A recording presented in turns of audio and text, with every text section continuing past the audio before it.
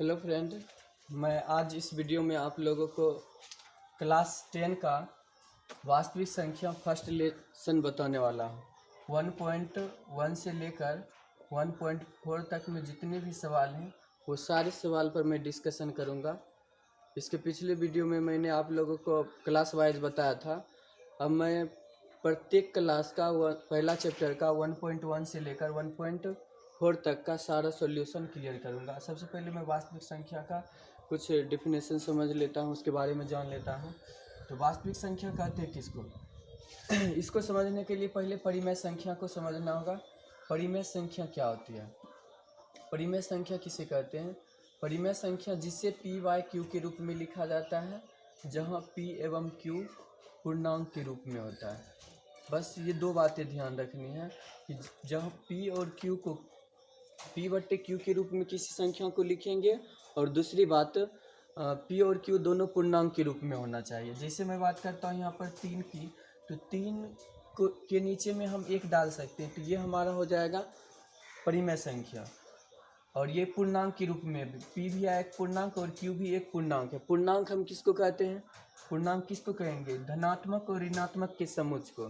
जैसे हम यहाँ पर संख्या रेखा लिखते हैं -3 -2 -1 0 1 2 3 4, तो ये सारे संख्याएं जो हुआ इसे हम पूर्णांक कहेंगे। तो यही हुआ पूर्णांक की पी और क्यू के रूप में भी होना चाहिए, पी बाई क्यू के रूप में भी, और पूर्णांक के रूप में भी होना चाहिए। तो इसको हम क्या कहेंगे? परिमेय संख्या कहेंगे। दूसरी बात समझते हैं कि अपरिमेय संख्या क्या होती है। अपरिमेय संख्या किसको कहते हैं? अपरिमेय संख्या वैसी संख्या होती है जिसे पी बट्टे क्यू के रूप में नहीं लिखा जा सकता है, जिसे पी बट्टे क्यू के रूप में नहीं लिख सकते हैं। और यहाँ पर परिमेय संख्या में एक पॉइंट और हम लोग समझेंगे कि नीचे में क्यू का मान कभी भी 0 नहीं होना चाहिए। अगर क्यू के स्थान पर अगर 0 है तो वह परिमेय संख्या नहीं होगा, वह अपरिभाषित हो जाएगा, कुछ भी नहीं हो सकता वो। ठीक है, तो इसलिए ध्यान रखेंगे कि पी बाई क्यू के रूप में हो, पी और क्यू पूर्णांक होना चाहिए, क्यू के स्थान पर 0 नहीं होगा तो वह परिमेय संख्या होगा।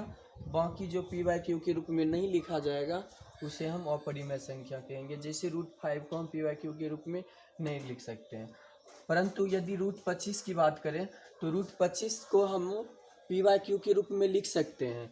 कब? जब इसको हम हल करेंगे तो 5/1 हो जाएगा। लेकिन जब तक यह रूट में है √25, जब तक यह रूट में रहेगा तब तक यह अपरिमेय संख्या ही रहेगी। कभी कभी यह सवाल मतलब फंसा देता है सारे व्यक्तियों को कि √25 क्या है। डायरेक्टली अगर पूछे कि √25 क्या है तो हम इसको अपरिमेय संख्या कहेंगे। ठीक है, यदि अगर √25 का वर्ग, √25 का सॉल्यूशन अगर पूछे तब इसको हम परिमेय बोल सकते हैं, नहीं तो यह परिमेय ही रहेगा। तो परिमेय अपरिमेय समझ गए, और ये इसी परिमेय और अपरिमेय के सम्मिलित रूप को मिला देंगे तो बन जाता है वास्तविक संख्या। इसी परिमेय और अपरिमेय को मिला देंगे तो क्या बन जाएगा? वास्तविक संख्या बन जाएगा। क्लियर? अब मैं 1.1 पर चल रहा हूँ। यह वास्तविक संख्या हम समझ लिए, और भी कुछ ज़रूरत होगा तो मैं आगे क्लियर करूँगा। फिलहाल मैं 1.1 पर चल रहा हूँ। 1.1 में पहला सवाल है यूक्लिड विभाजन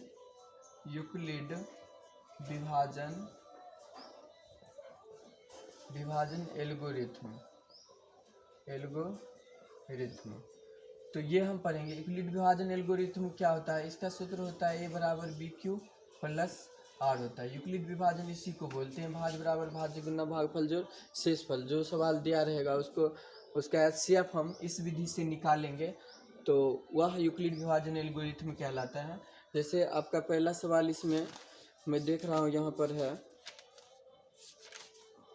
135 और 225, 135 और 225, तो ये है। तो इसको हम लोग पहले यहाँ पर क्या करेंगे? भाग देकर, जिसे हम भाग विधि से देते हैं वैसे देकर मैं इजी वे में बता रहा हूँ। 135 से हम भाग दे देंगे, मौसा लेते हैं 225 का, तो एक बार में यहाँ पर लगाएंगे 135, यहाँ पर ये हो गया 0 9 और ये खत्म। ये 90 से अब 135 में भाग देंगे, एक बार में हो जाएगा 95 और 4 हो जाएगा, 45 हो गया। अब इसको 90 से फिर डिवाइड करेंगे तो ये 2 बार में क्लियर हो गया।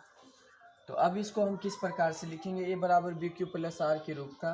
तो यहाँ पर ये मतलब होता है भाज्य, ये भाजक, ये और भागफल, ये शेषफल।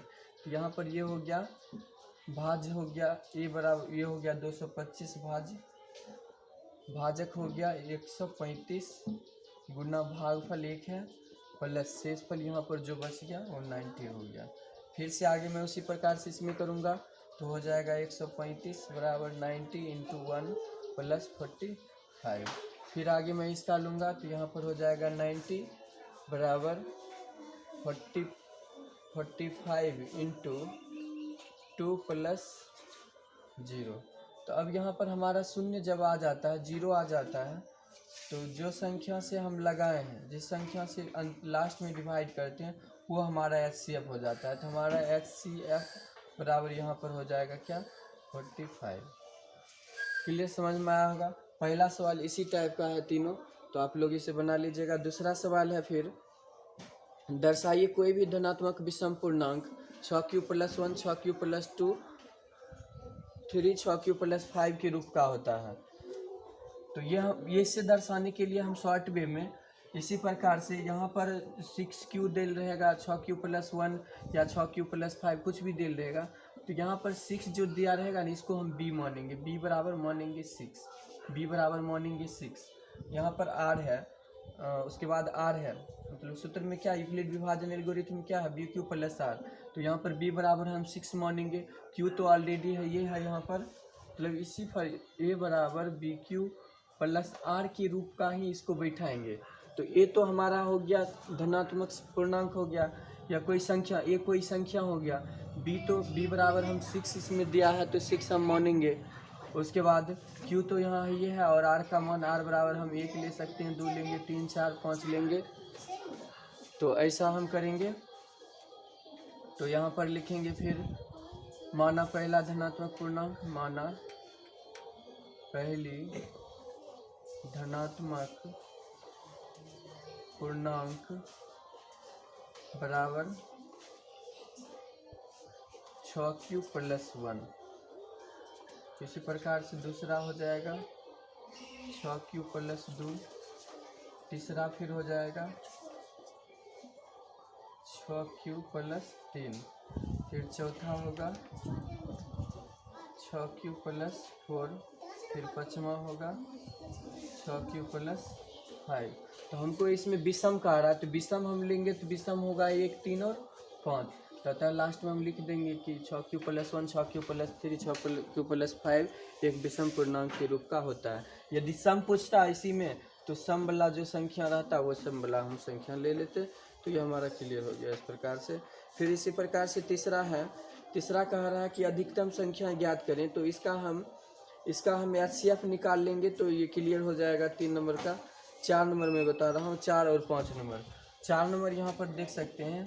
4 नंबर में उसी प्रकार से कह रहा है कि कोई धनात्मक पूर्णांक का वर्ग m के लिए 3m और 3m + 1 के रूप का होता है। 3m और 3m + 1 के रूप का होता है, 3m + 1 के रूप का। तो वर्ग की बात कर रहा है, तो हम मान लेंगे कोई संख्या, माना q, माना कोई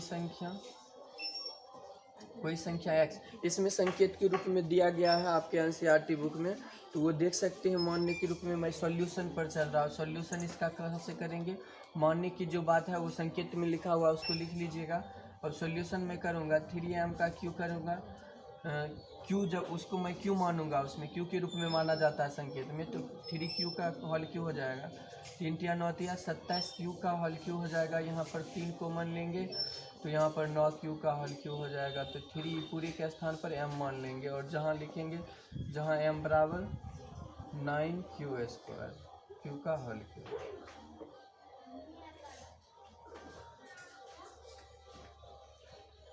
यहाँ पर स्क्वायर होगा, यहाँ पर वर्ग कह रहा है ना, यहाँ पर स्क्वायर हो जाएगा। 3 × ये 9 हो जाएगा, ये 3 हो जाएगा, यहाँ पर ये 3 हो जाएगा। क्लियर। अब इसी प्रकार से यहाँ पर 3q + 1 का वर्ग करेंगे हम, 3q + 1 का वर्ग करेंगे। तो 3q + 1 का वर्ग करेंगे तो यहाँ a² b² पर इसको तोड़ देंगे, तो 3q का स्क्वायर + 1 + 3 दूनी 6q हो जाएगा। तो यहाँ पर फिर से 3 कॉमन ले लेंगे, तो यहाँ पर q² + 6 3 दूनी 6 प्लस 1, यहाँ हो गया 3, पूरे के स्थान पर m प्लस 1। तो यहाँ पर जहाँ फिर से लिख देंगे जहाँ m बराबर क्यू स्क्वायर प्लस 2q। ठीक है, तो ये हमारा वर्ग था। इसी प्रकार से घन होता है। तो घन अगला सवाल है 5 नंबर में कि इसका घन क्लियर करें। तो घन भी हम कर सकते हैं आसानी से।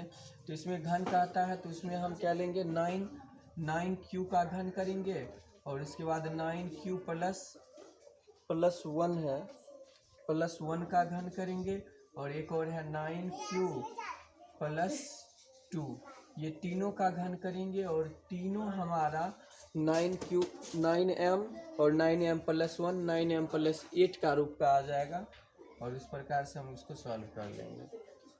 तो आपका पहला चैप्टर ख़त्म हो गया इस प्रकार से।